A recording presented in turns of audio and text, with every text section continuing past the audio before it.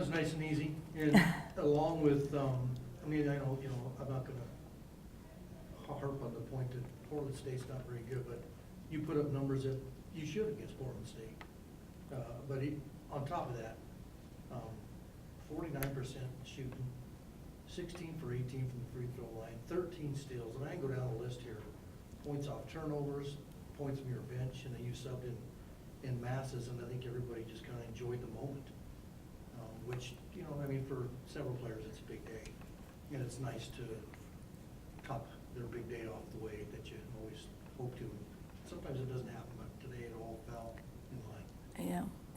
Well, I just, I mean, this is a really big senior class for us, and they've I mean, it's numbers, 4 is a big number, and the minutes they play and the games they've started and just the magnitude of their impact off of this team. So it was really important, and I mean, the team loves them to death and wants to do everything they can for them. So we talked about it. I mean, we laid it on them pretty hard and just said that, for their career, these are the last, 40 minutes they could play. And if you're in there for their last minutes of their career on this court, then you better play as hard as you possibly can and give as much as you can and do as much as you can to honor them and to play hard for them and this program. So, I think that's what you saw. You saw a really close-knit team that cares a lot about each other and shared the ball really well. 23 assists. Mm-hmm. That's huge. I mean, I just like the way that I told them after the game we were kind of pros tonight. We just came in and we did our job and we played at a really good level, and that's how we needed to take care of kind of our job tonight. Kamie, is it fair to say that your team is better? And I want to say obviously when they're hitting, but when they're shooting more three-pointers? Or no? Well, certainly when they hit them. But when they hit them. Yeah, but I mean, are they better when they're geared that way to look from deep to? I think that's a really good point. I think I put a lot of offense, and we have a lot of offense.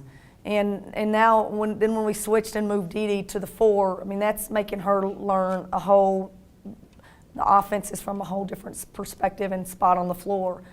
And I just think we went through a period where I probably had too much in their heads and brains, and we just couldn't execute at a good level.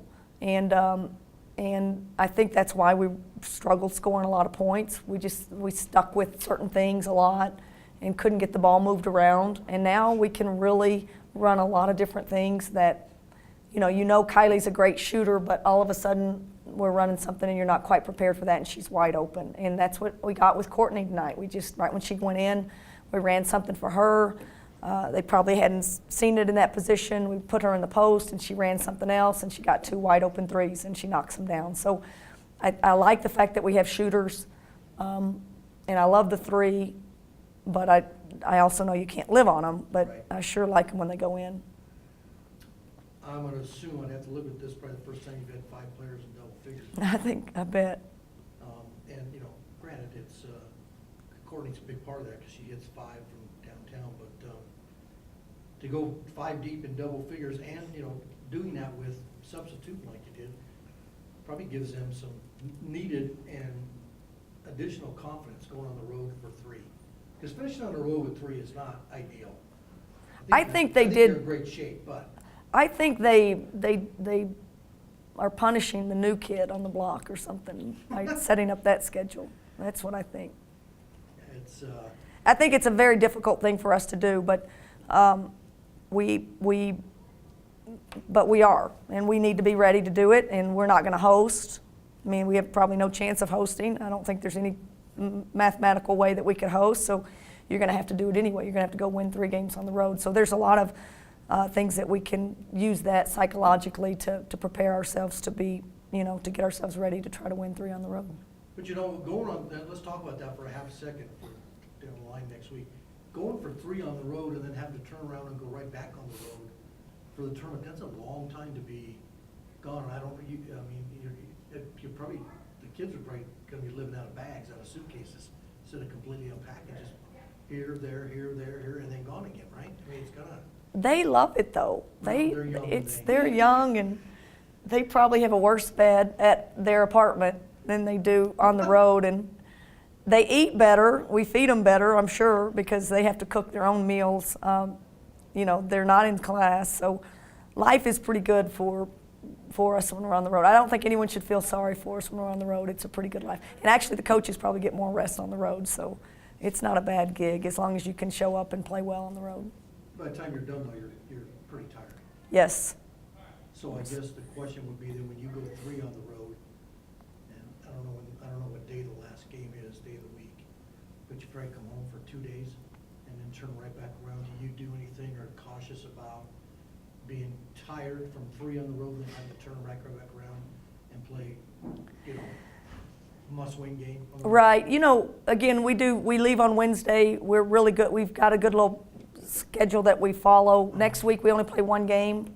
After this coming, we play 2 on the road, and then we only have North Dakota. So it's a week that we can give them 2 days off. Okay. And so that really helps. Then you have North Dakota. Then it's a shorter week. I think the games start on Thursday. Your last road trip's a normal type 2-game road trip.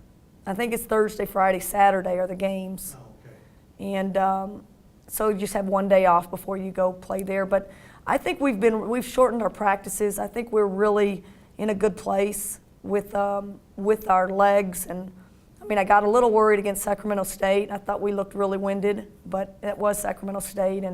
But again, I like the fact that we can play a lot of people and we can get a lot of people on the court, and hopefully that'll bode well for us when we have to play more games in a row.